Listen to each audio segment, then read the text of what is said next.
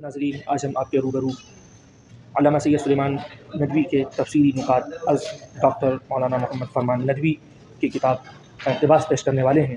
آپ اس کو بغور سماعت کیجیے اور اس سے استفادہ کیجیے۔ موضوع ہے غصے پر قابو پانے کے طریقے۔ قال اللہ تعالی، اللہ تعالیٰ کا ارشاد ہے، والکاظمین الغیظ، سورہ آل عمران، اور وہ اپنے غصے کو دبا لیتے ہیں۔ غیظ و غضب کی بے اعتدالی بھی بہت بڑی برائی ہے۔ بہت سے ظالمانہ اور بے دردانہ کام انسان صرف غصے اور غیظ و غضب میں کر بیٹھتا ہے اور بعد کو اکثر نادم اور پشیماں ہوتا ہے۔ اس لیے ایک مسلمان کو چاہیے کہ وہ اپنے غصے پر قابو رکھے اور بے سبب غیظ و غضب کا اظہار نہ کرے۔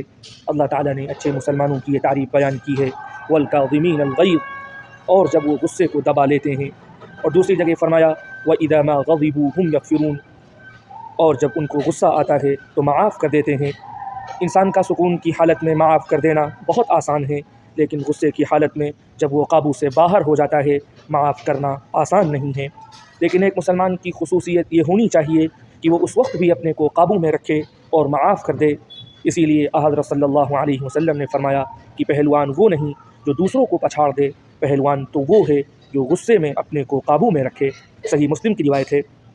حضرت صلی اللہ علیہ وسلم نے غصے کے 3 علاج بتلائے ہیں، ایک روحانی اور 2 ظاہری۔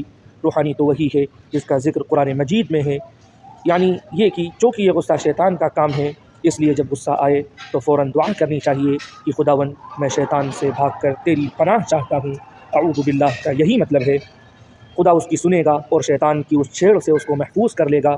ظاہری طور سے بھی دیکھیے کہ جب کسی مسلمان کو دل سے یقین ہوگا کہ غصہ شیطانی حرکت ہے تو خدا کا نام لینے کے ساتھ ہی وہ اس سے دور ہو جائے گا۔ 2 ظاہری علاجوں میں سے ایک تو یہ ہے کہ انسان کھڑا ہو تو بیٹھ جائے اور بیٹھا ہو تو لیٹ جائے۔ مقصود اس سے یہ ہے کہ تبدیلی ہیئت سے طبیعت بڑھ جائے گی اور غصہ کم ہو جائے گا۔ دوسرا علاج یہ ہے کہ وضو کر لے۔ اس سے منشا یہ ہے کہ غصے کی حالت میں گرمی سے خون کا دوران بڑھ جاتا ہے، آنکھیں لال ہو جاتی ہیں، چہرہ سرخ ہو جاتا ہے، تو پانی پڑنے سے مزاج میں ٹھنڈک آئے گی اور غصے کی گرمی دور ہو جائے گی۔